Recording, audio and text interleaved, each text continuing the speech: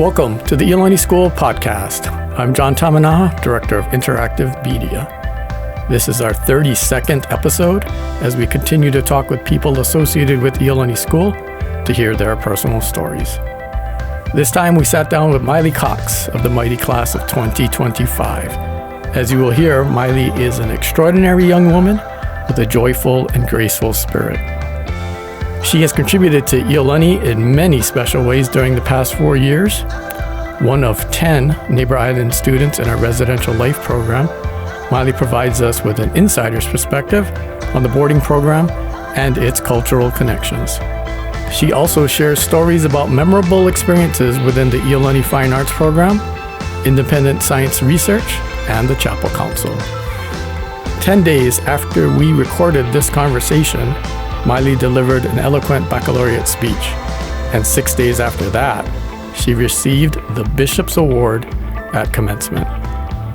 The Savannah College of Art and Design is truly blessed to be welcoming her to its campus this fall. Thanks for downloading. Please enjoy.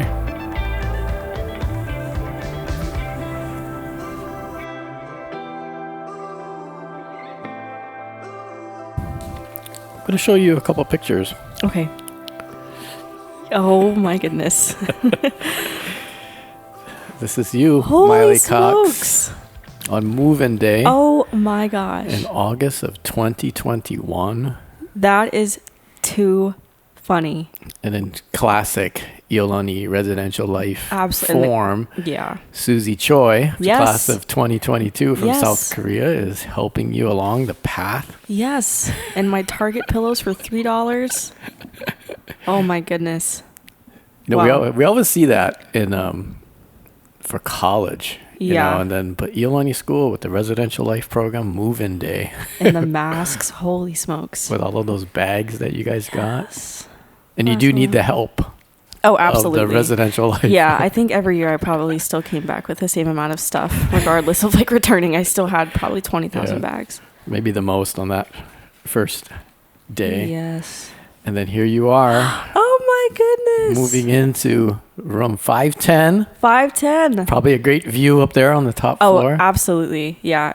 My freshman year I was on 5th floor and now I'm on 5th floor again. So I've kind of had a full circle moment of I was on a different floor for sophomore and junior year. So, wow.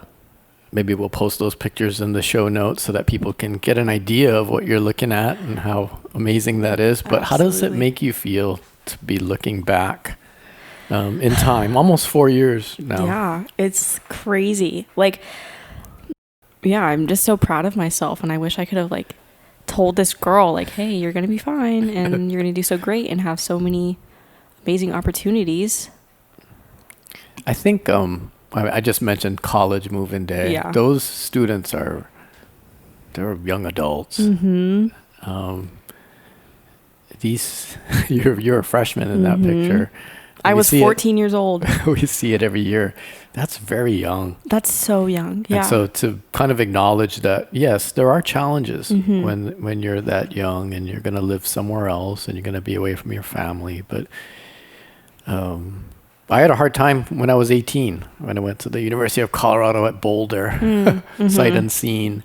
Can you kind of explain to me what the challenges were? Yeah. That you cleared, you know? Yeah. The first thing that comes to mind is because I was 14 and like living with other seniors who were like 18 years old or some of them were 19.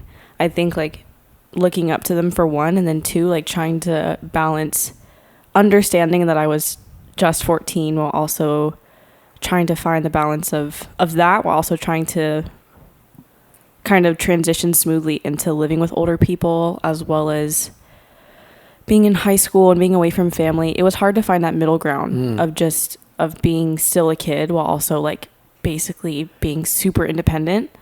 It seems impossible to me. Yeah, it was rough. And I don't think anyone told me that it was going to be hard either. Like I think in my brain, I was just like, oh, it's just school. I'm going to have so much fun. Like it's, nothing is going to be crazy. But I think there was a lot that I was not prepared for and different struggles that I would face. I just didn't really know about, which honestly made it a little bit more fun to navigate. But yeah, I I've definitely had a pair of rose-colored glasses on during the whole thing. But I don't think, it was definitely difficult trying to find that middle ground between still being a kid while also being very independent. As well as, again, being away from family. I come from a very large family. I have 4 older siblings and 3 younger siblings. So very family oriented. So not being away from them and not being able to like see them grow up and stuff like that was also difficult for me. And academically, that's a whole other topic. That's a whole other can of worms. But yeah, I think, it definitely was really difficult. And especially coming from Kauai too, which is a lot smaller, and like basically knowing everyone around you and knowing who everyone is. It was different trying to come to Oahu and not know anyone and not have a community yet. And that transition as well was super difficult. But obviously now I've found that community and I've grown in so many different ways. So, and we will get to all of that, or maybe not all of it, because there's a lot to talk about when it comes to Miley Cox. But we'll try to get to some of it and learn about you. I have only been to the island of Kauai once, only for a few hours. Oh my gosh, that's so funny. Yeah, for the state bowling championships at Kauai Bowl. Yes. So I did get to go across the street to Homura Saimin. Oh, wonderful. You went there, you're good. Yeah. I feel like I was very happy to get that experience and the bowling experience, but I know very, very little about the island of Kauai. Can you kind of explain what it's like? I was originally born in South Carolina, so I moved to Kauai when I was in 5th grade. So again, another transition in my life that I needed to transition into, but luckily the South and Kauai are very similar in a lot of different ways. Just this idea of like having a family wherever you are and everyone being related and everyone being connected, and just this idea of respect and community is super strong on Kauai. And it's everyone knows everybody, and it's just it's super small, and you never really feel like you're alone, and you always know that there's always somebody there. Like even if it's not someone that you're necessarily super close to or related to, like you always have a friend. I remember like 2 weeks ago, I think I was with my little brother, and he was going fishing, and he didn't have the line on his reel yet, and my dad wasn't home to like do it for him, so it was just me and him alone by ourselves, and I didn't know how to do it either. So we were like, oh, let's just go like around the neighborhood and ask. And so we went across the street to our neighbor that we don't really talk to that much, but he was home, and he just like gave him a new fishing rod too, and like set up his reel and everything, and we went fishing. So it's things like that that's like encapsulates like what Kauai means to me, and just always having a friend no matter what, and always being surrounded by people who love and care for you regardless of the fact whether you know them or not. So it's really just it's very close, very friendly, very respectful, and everyone has everyone's back no matter what. So it's a great place to be. Awesome. Yeah. Hanapepe in particular. What is that like? Yeah, even smaller. It's just even smaller. It's a cool place too. I feel like each part of Kauai, especially West Side community, has like their own different little quirks and things like that. Hanapepe is kind of a blend of everybody. I feel like, it's super small and it's super close to the beach, and then old Hanapepe town is kind of down there too. So going to art nights there on Friday night is always super fun, and being able to try new foods and see different people and meet up with friends. In middle school, it was the place to be on a Friday night. But, there's not really too much to do. But, yeah. Awesome. Fast forward to the present, and then I'm going to go back to the beginning. Okay. We're in the final week of classes here at Iolani School. And make no mistake, there's still things to do. You're just doing your homework. Yes. The grind never stops. Thank you for taking the time of course. For this conversation. But I want to go back to the very, very beginning. And is there something that you look back on and think, oh, yeah, I remember the beginning, and now I'm a senior. Exactly. Is there a story about the early days? And I think the one of the things I think about first, thinking about my growth over time, is honestly being in mixed media, because I love to do art. I'm a very creative person, always have been. Miss Holly Chung's class. Yes, Miss Chung, I love her. Yeah, great teacher, super amazing, and she's so talented and she's so wise. And I feel like my freshman year I didn't know that yet, but after working with her for 4 years, I'm like, wow, like this woman knows so much about so many different things and so many different things about art, and about life and about life, and she knows me so well, and I didn't even knew that she knew me that well. Like I remember she gave me this gift, and it was just like a picture frame, but it had like a Bible verse inside, and it was like had like shells around the picture frame and stuff, and she was like, I saw this and I thought of you. And I was like, how does she, like, this is so my vibe. Like, I was like, I don't even think that she knew that I was Christian. And I don't think that she knew that I like the beachy look or anything. But she did. And she gave it to me. And I was like, wow, this means a lot to me, because I didn't know that she knew me that well. But anyway. But she knew you through your art. Yes. Because she's teaching expression. Exactly. Yeah. Yeah. So it was really cool to be seen by her. So it was a really cool experience. But through my art, though, I think looking back on some of my freshman artworks, I'm just like, did I really make that? Like, was that really my work? Yeah, some of my not my proudest pieces from my freshman year, but it's been really interesting to see my growth, because throughout my 4 years, I always was submitting pieces for the Scholastic Art Awards, just trying to get awards, just trying to get recognized. Not because it was something that I wanted validation for, but because it was something that I was passionate about. Yeah. Yeah, and then usually I think I got like an honorable mention my freshman year for something, and then it was usually just honorable mentions or either no awards. But then my senior year this year, I got 2 Gold Keys award actually for 2 of my art pieces, and they were in the Capitol Modern. So it was so awesome to see my art improve, and then also just see like the fruits of my labor as well, and see my recognition in an art museum, which is like one of my childhood dreams. And yeah, it's just been really interesting and really enjoyable to see how my art has grown over time, and how I've also just grown as an artist as well, and relationships that I've built within the art community and within doing mixed media and stuff. So yeah, Holly Chung, she has done the Iolani School podcast. Yeah. You might look back on and listen to that, but I wish people could they can listen to that and get kind of an understanding, but just visiting that classroom. I was just about to say, oh my goodness. The first day that I walked in there, because another thing that I didn't know that was a blessing in disguise is I think I had originally applied to do, I think it was 3D design, and I didn't get into 3D design, and instead I got put in mixed media. That in itself is a huge blessing in disguise, because I would never be, I wouldn't have gotten my art in the art museum. Well, I think you would have, but it would have been in 3D design. Exactly. It would have been done a different path. And I've been in 3D design classroom before, and talked with Mr. T and everything. He's also super great. But I walked in there the first day, and I was like, this classroom is insane. Like, just so many different pieces, and just like so many different students' works from years ago, and just like seeing everyone's creativity literally painted on the walls. It's just like such a cool space to be in. And then I think after I was a senior, like I just like, it came second nature to walk in there and be like, yeah, this is a mixed media room. But then sometimes I'll think back, and I was like, I remember like the first day that I walked in there, I was just wonderstruck by how cool that classroom is. It is like every artist dreams to be in there, just surrounded by crazy art pieces. I take people on tours somewhat regularly, and as we approach the art building, I say, you're really going to love this place.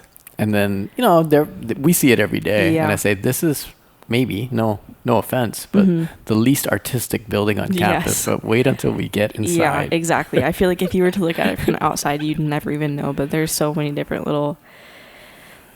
it's a really cool... Even the painting room and the ceramics room as well. I've spent a lot of time in the art building. So, being able to just... to be there and just surrounded by different people's artwork is a really cool feeling.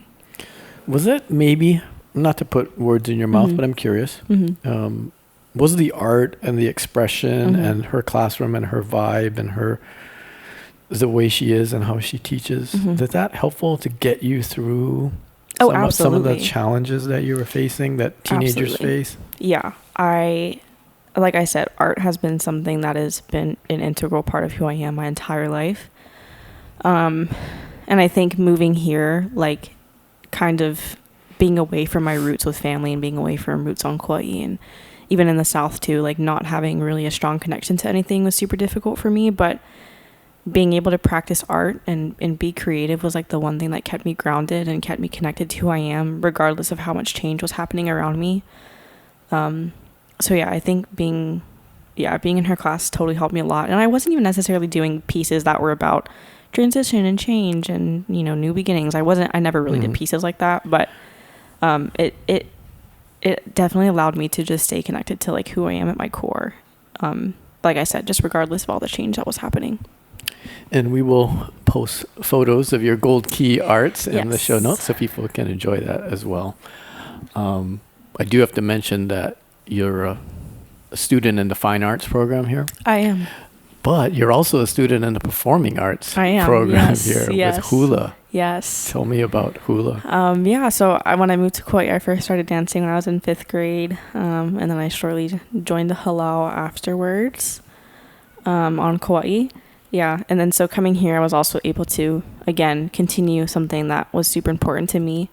Not only for myself, but also to stay connected to Hawaiian culture because I'm not born here. I think it's super important for me to remain respectful and mindful of, you know, who this land belongs to and the people that have given so much for me to be here. Like I go to Iolani School given, you know, by Ali'i themselves. So just being able to be mindful of the history here and stay connected culturally is super, super important to me.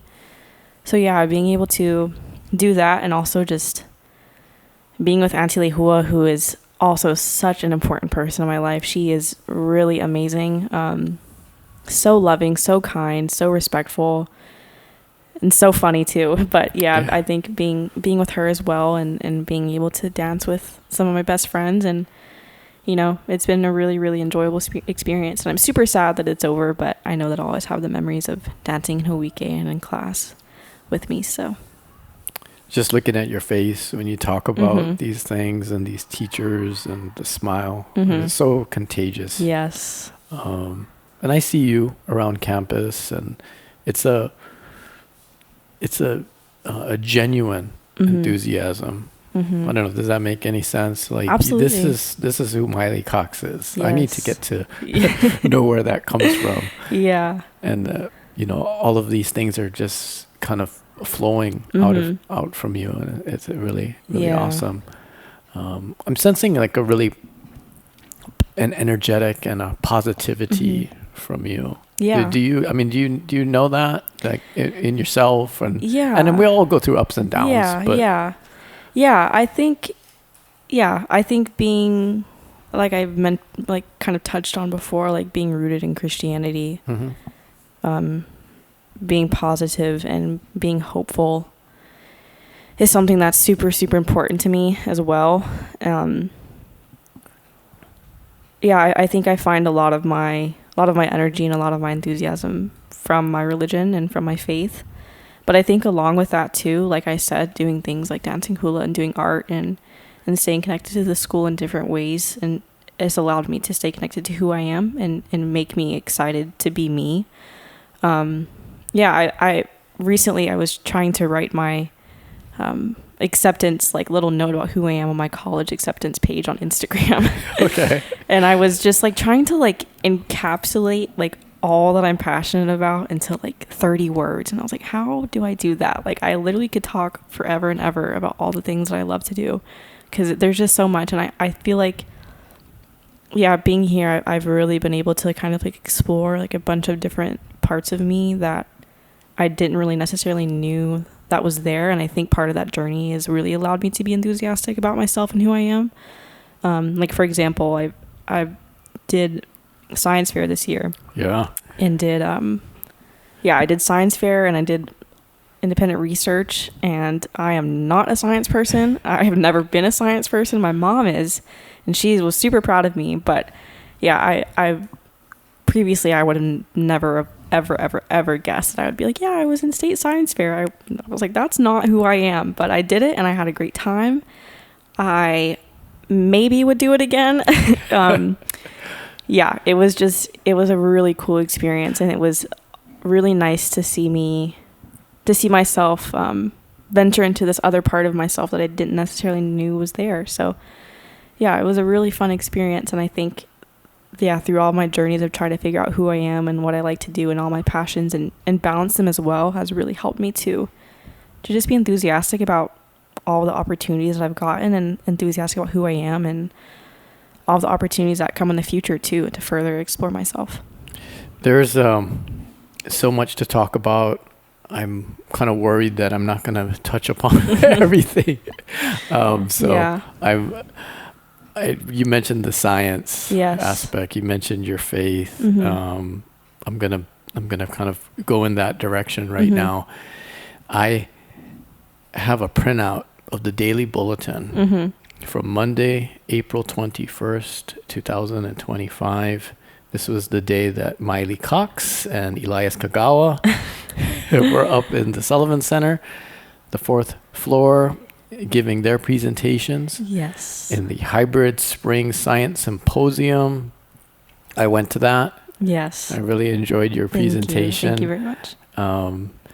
It was entitled Investigating the Mental and Emotional Well-Being of Native Hawaiians According to Cultural Connection. Yes.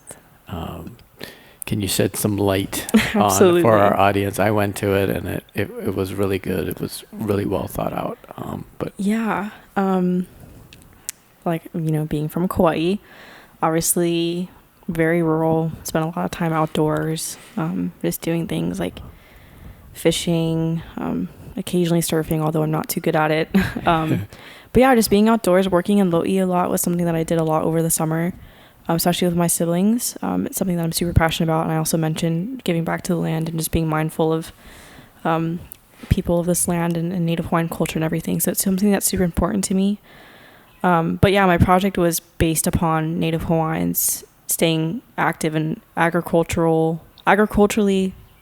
significant agricultural activities. Kind of a mouthful, but yeah, just urging Native Hawaiians to stay connected to agricultural activities, not only for themselves, but also for the preservation of Hawaiian culture and also the preservation of the natural world around us for future generations. And I think even my own background and even my own culture too, land and nature is super, super important. And there's just a lot of history within my own culture and my own identity. So I've always been very passionate about humankind in general, giving back to land and just staying connected to nature. But yeah, focusing on Native Hawaiians is super important to me because it is a group that doesn't get a lot of light when it comes to health research and things like that. So it was a really, really fun project to do. And I've learned so much, not only from what the research that I did do, but hearing back from judges at Science Fair and hearing personal stories of people. It was a really inspiring project. It makes so much sense, connecting to culture, whatever culture that might be, would improve, just kind of your well-being and your approach, especially when it involves nature and being outside and all of that. Thank you for that. And I mentioned the printout that I have of the daily bulletin because after the science symposium, not even more than an inch below that, there's something else that Miley Cox is involved in, something truly awesome. The Easter conference entitled Faith, Reason, and the Big Questions. What does it mean to be a Christian? Why do we believe in God? How science and faith can work together, put on by the One Team 316 Club. And it wasn't a lecture, it was a conversation. Yes. The kind of what's written here in the bulletin, it says, whether you're exploring faith, full of questions, or just curious, you're welcome to stop by and be a part of the conversation. So people were welcomed to the lobby of the residence hall, the Wong Trainer lobby, which is just a bit a ways from where we were sitting right now in the Raider room of the residence hall. Tell me more about that, that gathering. And that was a super, super powerful gathering. It was, very powerful. I think it ended up being more powerful than I expected it to be. I think I was just kind of envisioning something a little bit more chill and low key and kind of grazing the surface of things, but it ended up being just very informative for not only myself but other people in the audience as well. But yeah, we had 2 guest speakers come in, and share their insight on what faith means to them. And we had a bunch of questions broadcasted on the TV, just asking different questions ranging from like, who said that God is real? And then, can God forgive our sins? And just random questions that we had actually gathered from students themselves who were wondering. But yeah, there was people that were sharing their own testimonies, and then people that were sharing encounters with God. And then Chaplain Morehouse was there as well as with me and another senior, Jonah Takayama. He was there as well. We were just kind of sharing, you know, our experiences and what Christ means to us, what faith means to us. And yeah, it was very, very powerful, and it was a really, really nice experience.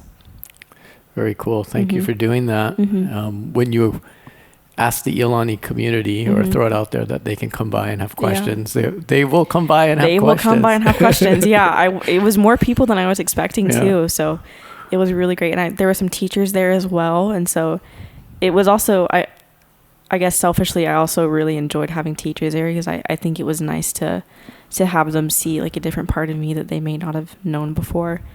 So yeah, it was a really, really cool experience. You're, and not just because of this one daily bulletin that has these two things, but you're very busy. Yeah. How do you manage all of that? Honestly, like, I guess a lot of people have told me recently, like, Miley, you kind of do a lot. And I was like, yeah, I guess so. But then I will look at like other seniors who are constantly on trips for school or constantly doing things. I'm like, oh, I don't know how they do it. But then I look at my own schedule and it's like 20 million things listed out with a bunch of different bullet points. Lots of fun things too. Lots of fun things. Yeah. Stuff that I want to do, not things that I am dreading or anything. But I don't know. I think I've always been a really, really, really big person on making time for myself, and taking things slow. I think my freshman year I was 100% self-care, and then like everything else 0%. But yeah, well, that's good. You had to get situated. I had to get situated. Yeah. But yeah, I've learned to balance it out now, and a lot of this is bringing me back to a chapel conversation that we had in one of our chapel speeches, talking about the things we want to do versus the things that we're called to do or asked to do. And this has always been something that's been super, super important to me, because our chapel theme this year was Answer the Call. So some of the chapel council members, including myself, worked to kind of form chapel this year and form it around what Answer the Call means to us. But yeah, in my chapel talk, I actually directly answered this question. And I just was kind of talking about finding the balance, like I said, between the things that we want to do versus the things that we're called to do, and also making time for the things we need to do so we can do what we want to do. And that's always been something that I try to live by. Just do the things we need to do first. That way we can just do whatever comes after that. And prioritize the things that you're passionate about, and prioritize the things that you, like I said, need to do, and the things that people have asked you to do first. And really make space for those things to give it your all as well. And then naturally, I think things that you kind of want to do will fall into place afterwards. And that's always what's happened to me. And I that might not work for everybody, but yeah, especially for me personally, I've always found that when you have that balance, things kind of just naturally fall into place and work out like that. The chapel council you mentioned, and you mentioned Chaplain Tim Morehouse. Yes. Since his arrival, he has made chapel somewhat student directed. Absolutely. Through the chapel council, brought that to us from Trinity School in Manhattan and in New York. Can you kind of explain what that means, like the student involvement in planning chapels? And yes. Chaplain Morehouse is like, everyone that knows me knows how much appreciation I have for Chaplain Morehouse. And there's a lot of teachers I have appreciation for, but he was one of the first people that I met when I came here and I toured the school, because I was just curious about like what, a chapel might look like here, like what chapel council looks like. And he just came in and was just like showing me through the chapel and was telling me all these like random historical facts about it, and was talking to me about chapel council and just like giving me the spill about how it works and everything. Just so excited, so exuberant, and so passionate about the work that he does.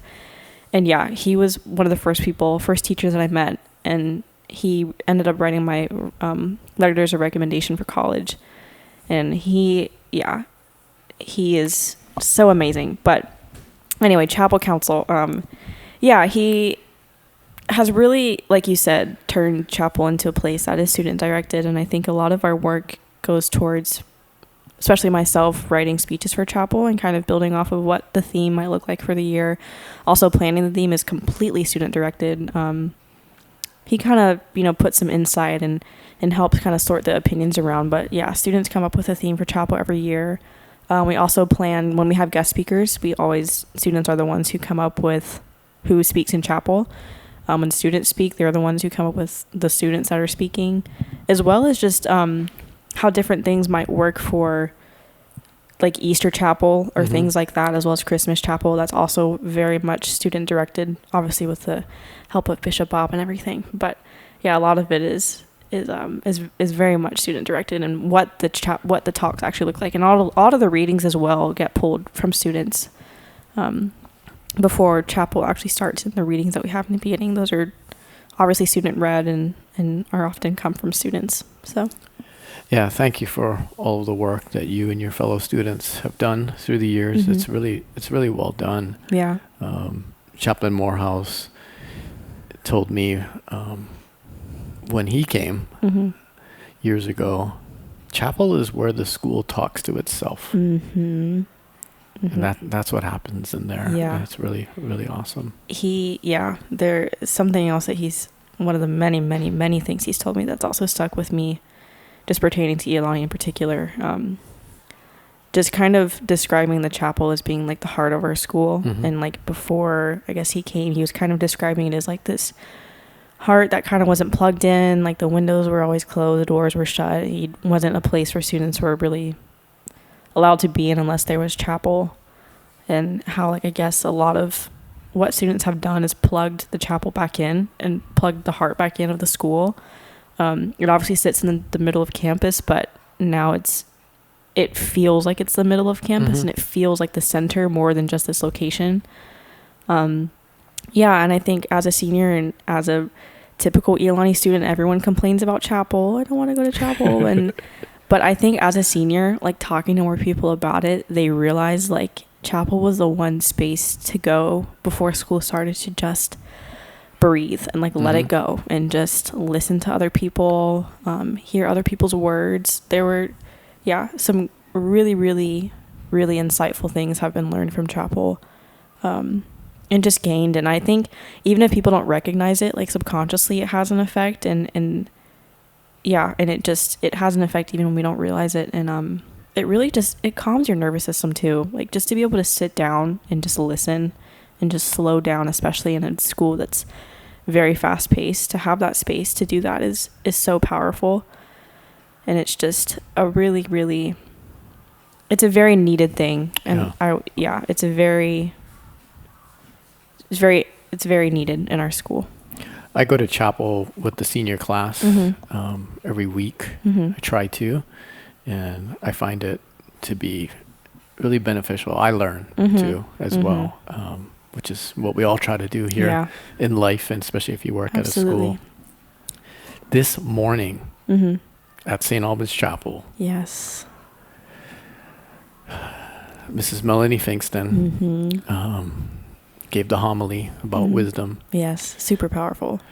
It was. And then what happened afterward, physically what happened afterward, today was the moving up chapel, not the moving up ceremony, which people hear about, which is the sixth graders and their sort of sixth grade commencement and moving into the upper school. Today was the moving up chapel. So, Miley, I don't know if you know this, but I'm telling you right now, that was the last time before baccalaureate that the class of 2025 will go into St. Albans Chapel as a group. There will be rehearsals and different things, but for a chapel service. And to mark that occasion, the class of 2025 processed out of St. Albans Chapel, as they have in the fourth quarter here, a couple times before. And went out to the sides of the chapel, and the class of 2031, the current sixth graders, processed in a sixth grader took your seat. Yes. That class took your class's seats in front of the junior class, the class of 2026. And it's really, I mean, I have the chicken skin right now because it's really, it doesn't, maybe it might not sound like much as I'm saying it, or maybe it does. But when you are there and the dean of the upper school welcomes the sixth graders to the upper school, and then the juniors are asked to be the leaders. Yeah. And the seniors, well, the best part is, well, maybe not the best, but one of the great parts of it, it's all good. But really, maybe one of the best parts is that the seniors are outside St. Albans on both sides and just clapping. Yeah. For like 2.5, 3 minutes. Yeah, like it was loud. A long time. Yeah. Wiping away some tears or whatnot. Absolutely, yeah. You know, seeing the younger students, you know, time marches on. Yeah. You can't believe you're almost done. Yeah. And then those kids are, I don't know what they're thinking. Yeah, yeah. But their minds are probably racing because the seniors, the big kids, oh, look. Yeah, exactly. I've seen them before. They're applauding me. Yeah. Powerful and I think for the juniors, people don't think about this too much. But for the juniors, when they see the seniors leave, now it's us. Yeah. Yeah. It's I felt that when I was a junior. I was like, here I am. Yeah. Yeah. So kind of your thoughts. Mrs. Finkston was talking about wisdom, where you seek it, being open to it, and kind of what's next for the juniors, for the seniors, for the sixth graders. Can you kind of share what your take on it was? Yeah, I loved that part from Proverbs that she was talking about. It's super powerful. And I think I like viscerally had a reaction, and I was like nodding my head along in chapel when she was talking, because it was just, I love to hear her speak. And what she was saying was extremely powerful, especially opening by saying wisdom as a woman. I was like, whoa, so powerful. But yeah, I think my understanding of wisdom is a little bit different than I think what the dictionary says. And in my opinion, I've always imagined it to be, you know, just gaining knowledge over time and through experience and through change as well. And I think now that I'm a senior, I think the book of wisdom of high school has completely been handed to me, because I've just like practically been through everything. So I know quite a bit, I'd like to say. But yeah, I think it's able to translate itself into different groups of people and through different time periods as well. And I think it's something that's definitely needed, more than just having knowledge and more than just being smart. I think wisdom is one of those things that's super needed, especially at a school like this, just to know how to navigate through certain things based off of your past experiences, and knowing how to, you know, communicate and also build community in different spaces just through past experiences and things like that as well. So yeah, I think it's really nice to be able to see the sixth graders come in and kind of fill those seats. And I feel like part of me was handing over that book of wisdom that I have to them, and just kind of saying like, here's the roadmap, how to get through this. Like, you're going to be fine. You can do it. It's going to be so fun. So yeah, I think it was a really very surreal moment of knowing that they're about to be starting on their journeys of gaining wisdom, and knowing that I'm passing on my book of high school wisdom onto them, and while also knowing that the juniors are about to complete theirs too, and knowing that they're about to transition into that space of gaining it. So, and you know, juniors here in the residence hall, they're friends of yours, and you've grown up with them. I think back to what you were saying about being a part of a big family. You know, siblings above you, siblings below you. Yes. Miley, when you arrived, you were the little sister. I was a little sister. And you needed help. There were challenges. There were hurdles to get out clear. Today, you're the big sister. Yeah. You're a floor leader. Yes. Up there on the 5th floor. Yes. Can you kind of explain, are there any kind of memories of when a big sister helped you, and now a little sister or brother, we should say, also, you provided some guidance and some support. Yeah, I was just having this conversation literally 2 days ago with one of my best friends.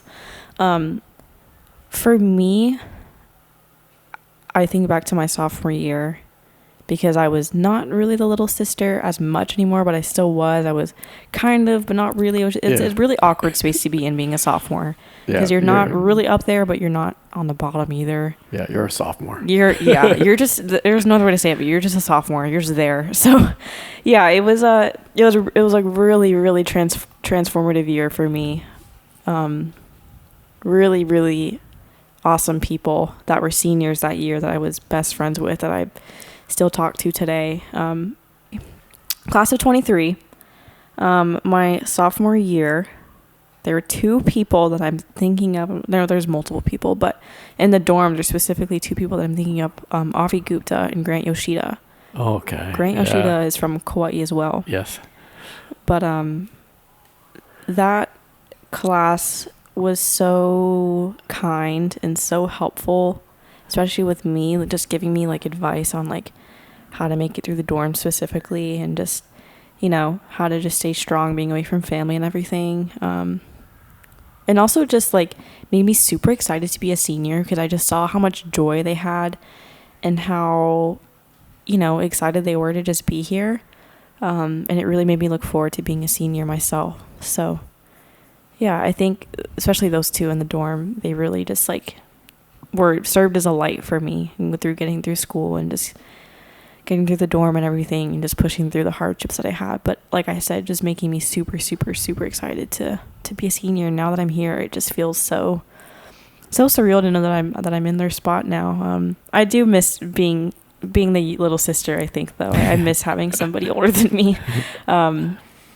Yeah, I'm so grateful and so honored to be able to say that I have sophomore friends who I think kind of mirror who I was when I was a sophomore, and I'm kind of that senior that was the senior to myself when I was a sophomore. Especially ones that are day students as well, because I take Hawaiian my senior year, and there's some sophomores who are in my class, and being able to learn alongside them is such a funny thing. And they're so hilarious, and they're so excited, and they're just, yeah, it's a really cool experience to be able to kind of be what the seniors were for me to them.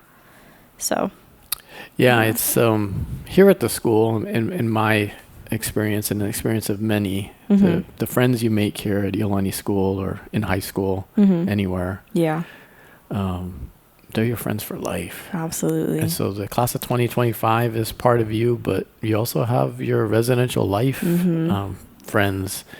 Yeah, those are my sisters and my brothers. Like, some of them that were seniors when I was a freshman, like I still talk to today, just because, you know, we saw each other every day. We lived together, so. And we know through the power of social media that these people are getting together all around the world. All the time, yeah. And there's a couple of them are coming back to Oahu soon and just hanging out. So there's some that are coming to our graduation. I'm just so excited to be reunited with them and everything. Family is family. Yeah. Okay. But does this feel somewhat like a family to you? Oh, absolutely. Yeah. Okay. Absolutely. Yeah. I think, sometimes there's the cliche of this is like, but I just wanted to say family is family, but do you feel, I could sense that looking at your face. Oh yeah, way more. This is a real thing. This is the real thing. Like, people, they have it on posters where it's like, you're going to make lifelong bonds and friendships forever. In boarding school, you're going to be, it's like, okay, but you really are though. Like, it's the dorm parents, especially like Mrs. V, who's the ADRL for 3rd floor, as well as Miss B, who's the ADRL for 5th floor. Those are both girls' floors. I've had them both because I've been on both floors, but they truly are like my second mother. They are very, very, very loving, very kind, and just so welcoming. Like, I'll go into Mrs. V's office all the time, just during lunch, pop in and say hey, just ask how things are going, and she's super great, and they're absolutely like my family away from home and everything. And it's such a fun experience being able to walk back in the dorm at 3:00 when school ends and see them sitting on the table right there and just smiling, asking how your day was and everything. And you can tell that it's more than just a job for them, and that it's something that they're truly passionate about is being able to, you know, meet with all these kids and ask them how their day is going and ask them what they're up to. You just totally get a sense of how much love they have for their jobs. So You mentioned Mrs. V, Renee Villanueva. Mm-hmm. When I was setting up here, Mm-hmm. she stopped by and I'm interviewing Miley. Mm-hmm. And she told me something that you described her as loving and kind. Yes. Miley, you are loving and Oh, kind thank you. because she was telling me you like going thrifting, Yes, I as do. many Yes. people do. Yes. So much fun. Yes. But you went thrifting one day and you brought back something from Mrs. I V. did. Yes, I did. Oh, that's so awesome. Yeah, it was a little bag. It just reminded me of her because she, one part of being a dorm parent is carrying around, I think, 5 phones in total. Yeah. 1 emergency phone and then 4 phones for each of the floor just in case a kid needs to contact someone. So she carries these phones around all day and I'm just like, I don't think I could do that. So I found this little bag that was like perfect size. Yeah, it was really cute, and I was like, it had like Japanese slippers on it. I was like, oh, Mrs. V would love this, and it was like super cutesy because she likes all the pink cutesy things, and so yeah, I just got it and picked it up for her.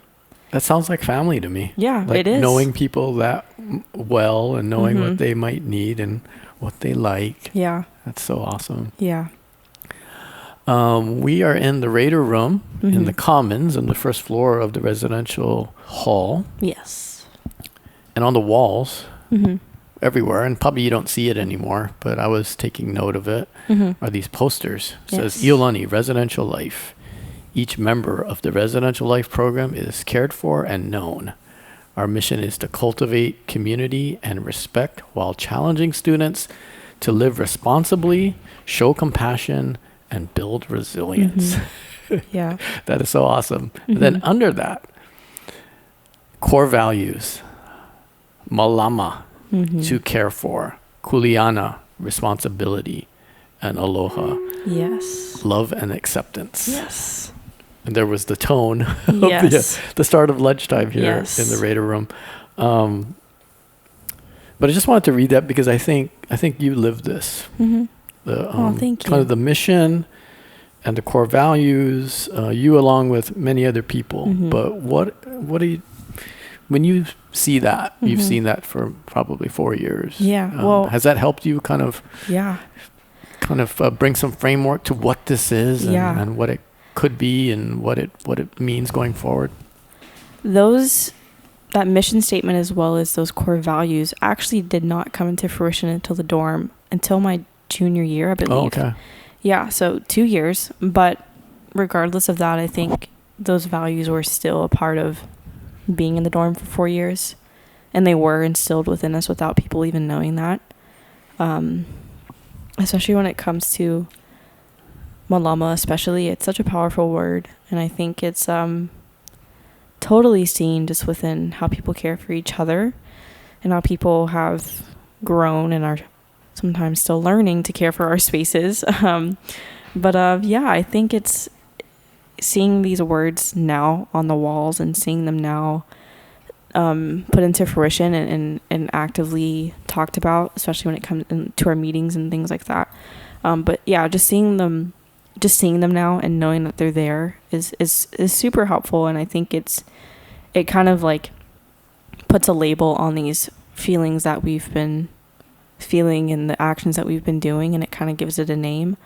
I think also too, like having Hawaiian words, it's super powerful, and I think it's really important again for people, especially international students who are coming here to learn more about Hawaiian culture. And these words are so powerful, and honestly, it's something that's really interesting about Hawaiian language, and because I'm taking Hawaiian now and have been since I've been here, but knowing that these words are a lot deeper than I think people realize, especially when it just comes to like aloha. Like, yes, it means hello, yes, it means goodbye, yes, it means love, but it means so much more than that. And you could talk about what it means for hours and probably write a 20-page paper on it. But yeah, it's just these words encapsulate more a feeling than an action or than a singular idea. They're very broad, but the feeling that they hold is super deep. And I think you can totally tell in the dorm that this is something that a lot of people strive to encapsulate, and they strive to really hold it to a standard for people within the dorm as well. And they're very powerful words, and they really have shaped what the dorming program means, and really helped to, like I said, kind of bring these emotions and these actions that have existed into the dorm into kind of, like I said, like an actual word. So it's really been nice to see these feelings and these actions grow over time. I suspect you're going to carry this on through your life, your study of the language and the culture, and even the performance, the art forms, and all of those things. Does that bring you confidence as you venture out into college and beyond? Yeah, I'll be going to college at Savannah College of Art and Design in Savannah, Georgia. So I'll be a little bit away from Hawaii, but I think what's really interesting is coming from different ethnic backgrounds myself. I think like there's certain parts of Hawaiian culture that are very, very similar to my own. And also more than that, like it's just certain parts of Hawaiian culture that I have learned here and that I have practiced here has helped me in so many different ways. And I think a lot of the ideologies and standards that I've learned here will help me when I'm in college and things like that. Especially pertaining to this idea of aloha spirit and just being kind, being respectful, and just being mindful of those around you as well, and are some of the things I have been taught here a lot, and I know that they will carry me throughout college and future endeavors. Do you have a favorite story about your time here at Iolani? I know that's a kind of a tough question, and it might be happening in the coming days, but as we sit here, trying to sort through the 20,000 I'm thinking of right now. Many. So maybe what might help you is that in the adult world here, sometimes we have meetings, the faculty and staff, and then people ask for an Iolani minute, meaning tell us if you want, tell the whole gathering a minute-long story. And usually it goes on longer than a minute, but of something that just says, well, that's what Iolani is. Yeah. You know, is there... Yeah. I'm going to bring this back to the dorm again, because it's what Iolani is to me. Yeah. This happened recently. It's not too much of a story, but much more of an experience that I had. In the dorm, the seniors do like a senior bucket list. So we come up with a list of different things to do.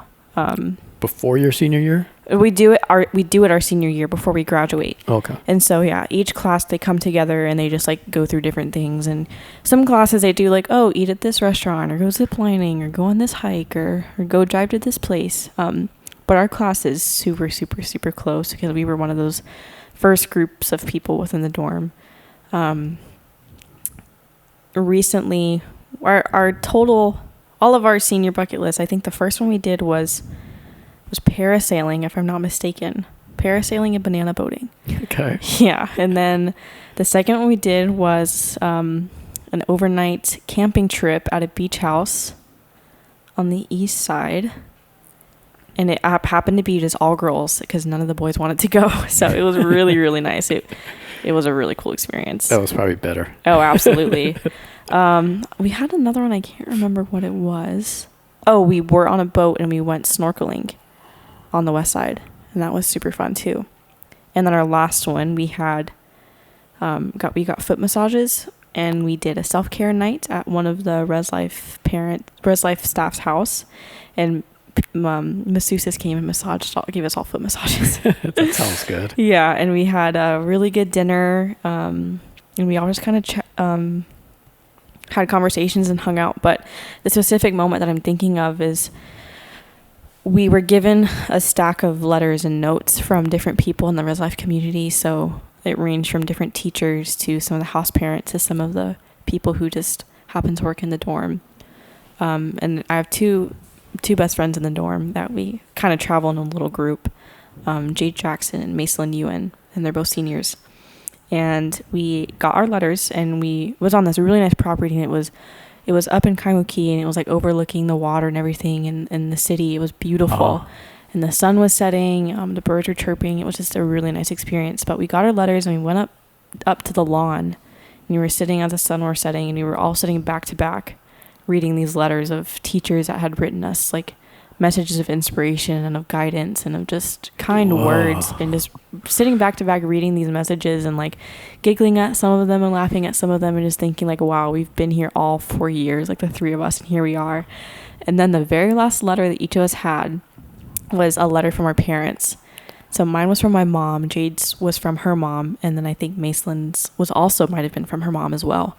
But we were giggling and everything before this, and by the time we got to those letters, we were just bawling in tears, just burst into tears, sniffling, all the whole 9 yards. And you know, everyone around us was quiet because they were also going through the same thing. But yeah, it was a very surreal feeling to just sit there and be like, wow, like this chapter of my life is coming to an end. And I have so many teachers that have made an impact on me, but I've also made an impact on them, because there was a certain letter from Megan Kawatachi, Dr. K. Yes.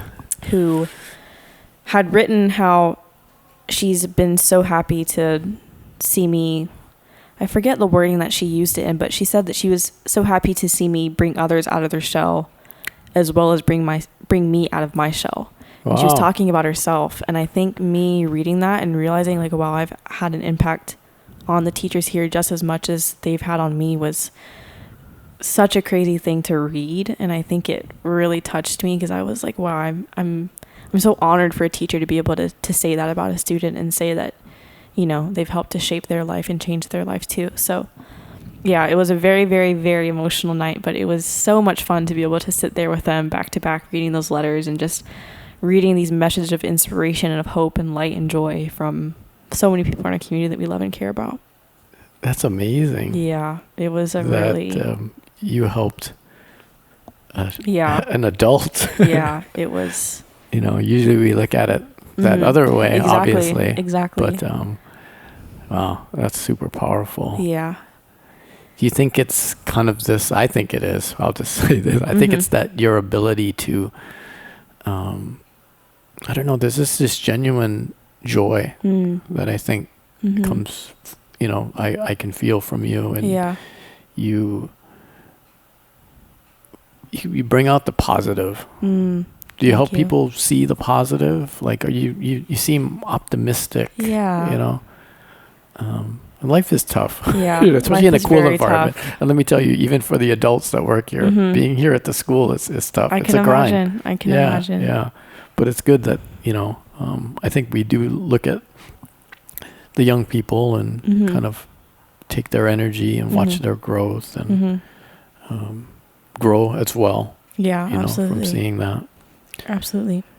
You know, the dorm, the boarding program, being a residential life student. Let me read from what Iolani looks at in terms of global education. Create meaningful, sustainable, and reciprocal global relationships that stimulate an exchange of ideas, foster a deeper cultural awareness, and build students' desire to improve the world around them. Throughout the course of this program, there have been students from 23 countries, 15 different states, and from the neighbor islands. Yes. Obviously, you've learned from students from other countries and other states. Yes. What sometimes people don't talk about is the neighbor islands. We talked about it right at the beginning, and then we kind of went away from it. And I do need to say that Miley is not the only one from a neighbor island. Yeah, and this will be somewhat, I think, surprising to people. Yes. There are 9 other students from the neighbor islands. We have 2 others joining you from the island of Kauai, 3 from Maui, 2 from the Big Island, and 2 from Molokai. Yes. I think there's something bigger there than we might understand. Yeah. there are currently no students, I believe, in the residential life program from the island of Oahu. Yeah. So you, 10, are the locals. Yeah. You, 10, are somewhat maybe the minority. Yeah. Very much so. When you just think about mainland U.S. and international, and then state of Hawaii. Absolutely. And you're also from, South Carolina to some degree. Yeah. But, kind of share with me and the audience the role of the local students in the Res Life program. That role is such an interesting role to play in so many different ways. I'm thinking right now of my friend Macelyn, who's, I mentioned her earlier, but he's from Molokai as well. She's in my little trio friend group, but she's from Molokai, and she started our first inaugural Makahiki games this year in the dorm. Yeah. So she was such an integral part of bringing Hawaiian culture into the dorms and bringing her culture to the dorms, in making and just being able to grow, especially international students' knowledge of what it means to be Hawaiian and what Hawaiian culture looks like. And we had worked previously too with Kamehameha schools and just going to their Makahiki games as well as their Ho'ike, and just going there and having conversations with them and their boarding program and finding out the differences as well as what's working for them and what's not working for them, and kind of bouncing ideas off of each other. But yeah, I think having that connection and also understanding our core values, which are Malama, Kuleana, and Aloha, a little bit deeper too, because we do live here. We kind of serve as beacons of what those look like as well throughout the dorm, because we do have that personal connection to them. As well as kind of having our own community as well in the dorms, even if we don't always see each other every day, or even if we don't are in direct friend groups or anything like that, there's still that connection there between the people who live in Hawaii and the dorms. Yeah, I think we really are able to kind of bring more about what Hawaiian culture is into the dorm, and the spirit of aloha and what it looks like to just live in Hawaii to the dorms as well. So yeah, I'm really so grateful that we had Makahiki this year for the first time. So, and there are 2 girls in the dorm who dance hula, myself and my other friend Jade, who's also part of my friend group, but both of us dance hula. So being able to have that representation in that space as well is super important to kind of be a push for other people in the Res Life program to join hula or even join Hawaiian language classes as well. So yeah. And sometimes when you guys are dancing, yeah, Jun Cho from South Korea is part of the Hawaiian ensemble, and he's right up there in front. Absolutely. He's so talented too. Very talented. Amazing. And so I read that kind of terminology of global education here at Iolani School. Build students' desire to improve the world around them, foster deeper cultural awareness, exchange ideas, all of those things. But mostly, and we're changing that with this podcast, mostly people look upon that as, well, we have students from all around the world, and we learn from them, and they learn from us. But if they're going to learn from us and they live amongst people, the 10 of you are serving a really important role. Yeah. Because all of the students in this building that live here, they're choosing to come to school at Iolani School, which is a great school, one of the best schools in the world. But in this space, in this place in the middle of the Pacific Ocean. So, and of course, they are interacting with day students. Yes. But it's really awesome that they also are living with students from the state of Hawaii and other island students at that as well. So. And for all the reasons you mentioned, in addition to the water, beach safety, different things that you guys know, which is always comforting. Yes, absolutely. Very, very cool. Yes. But so what has it been like? Kind of that more standard relationship. What has it been like to to live and interact and go to school with students from all around the world? It's been a really fun ride. It's been really nice. I think there was a period of time in the beginning of this year actually where I was learning Chinese because I just wanted to learn Chinese and do it. And I did it through just having conversation with different people in the dorm.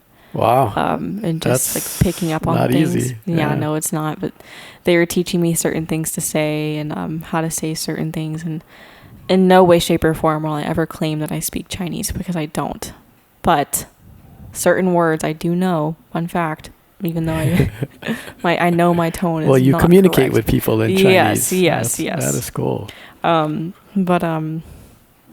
I think just like things like that, for example, of just growing my knowledge culturally in so many different ways, not only in Chinese culture, but in just so many different other cultures as well. There's a lot of people who say that they come from Korea or say that they come from a state in the US, but they have backgrounds in so many different places and they're just kind of super culturally diverse in themselves. And so being able to also hear different personal accounts of stories and experiences like that from kids who have lived in multiple different countries is always super enjoyable as well. I've really grown my knowledge culturally and been able to look into different ethnicities and different histories of different places around the world. And it's something that I'm super passionate about is researching things like that. And I plan to go into cultural journalism actually when I graduate and it comes time to pick my profession. But I think kind of having this foundation here has totally paved the road for that and totally kind of laid that foundation for what I want to do in the future. Wow, cultural journalism. Yes. Journalism, that's kind of my previous life. Tell me about cultural journalism and what you hope to do or what you're seeking to learn. Mm-hmm. Kind of going back to that mission statement, actually, I think part of it is talking about understanding like your role in the world or something like that, or understanding their role globally. And I think I often tell teachers, and I'm actually writing about this in my speech for baccalaureate, but talking about how Iolani School is never, yes, the education has been so important and so great, but more than that, it's been about the experiences I've had here that's allowed me to understand my role in society and understand like what I want to do when I'm older and understand this mission that I feel like I have to accomplish. And I think being not only, I guess, a minority, as you were saying in the dorm, just being from Hawaii, but also being a minority in the school, being African American, I think it's really allowed me to understand what my role looks like in society and just understanding the role that I want to play, especially when it comes, like I said, to journalism. I'd love to write. I plan to be a writing major, but being able to go into those communities that may not have a chance to share their voice or share their experiences with other people and use the power of storytelling in order to share their stories to a broader audience and wider audiences, and really just dive into what it means to be multi-ethnic and what it means to come from different backgrounds, and also just look at different cultures and different backgrounds and histories as well, and just share them, because there's so much knowledge to be gained simply by looking at different cultures,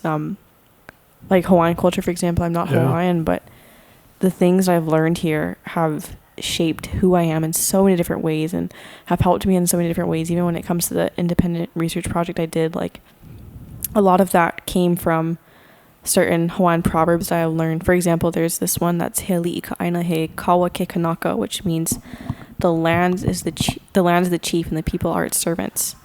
And so learning things like that, it's shaped who I am. And I think allowing others to understand the power that's in looking into these different cultures and stuff is so broad and so expansive. And it's just a really interesting space to be in. So I think combining my passion for gaining cultural knowledge and understanding as well as writing is just something that I definitely foresee myself doing. That is so awesome. Yeah. Journalism is not at its peak currently, in my opinion. I agree. It's something that I know about and that I value, and we need good people in journalism. Yeah. We need to share stories that are impactful and help other people. Thank you for that. Yes. That I look forward to. Thank you. I'm excited. I'm so excited. Seeing what you come up with. That is very exciting. And I'm looking forward to your baccalaureate address. I did not know. You kind of believe that is always very, very special that night. Yeah, I don't have it written yet, so I should probably figure. I kind of have a somewhat understanding what I want to talk about, but those are the best. Yes, I'm excited. I'm so excited. Miley, would you have a bit of advice to give a new Iolani School student? We might as well be specific. Yeah. Let's say a 9th grader who's coming to join, let's say, the residential life program. Knowing what you know now. Yeah. Knowing the challenges that will arise with teenagers, being away from home, all of that stuff. Things that I can't even conceptualize, honestly. Yeah. Do you have any advice? I do. So much advice, but I think my main point would be, although sometimes I feel like it might be a little bit cliche or perhaps overused, but I think how I kind of said earlier, like finding the balance between the things we want to do and the things we're called to do, while also not putting too much energy into it to the point where we're not doing the things that we want to do at all. But just in similar term, just getting out and doing stuff. Just get out and do it. There's just so many different things at the school that I feel like I didn't take the time to do that I wish I would have done now. Like just taking certain classes that are just seem really cool. And also electives as well. There's just so many different opportunities at the school and so many different spaces for so many different people. And there's certain buildings on this campus that I've never even been inside of because it's just something that's so different than what I've chosen to devote my time to. But I think all of it is here for people to use and for people to explore. And I think as a freshman, you're so new to the world that's here, and it's here with open doors, and it's so accepting. And I think just getting into those spaces and just trying everything and doing everything, like no harm can come from that. There's just so much to do with this school, and I would have given anything to just have like maybe just one more year just to do it all again and just do all the crazy stuff that I wish I could have done. But yeah, just get out and just do all the things. Yeah, me too. I wish I could go to this school for one more year.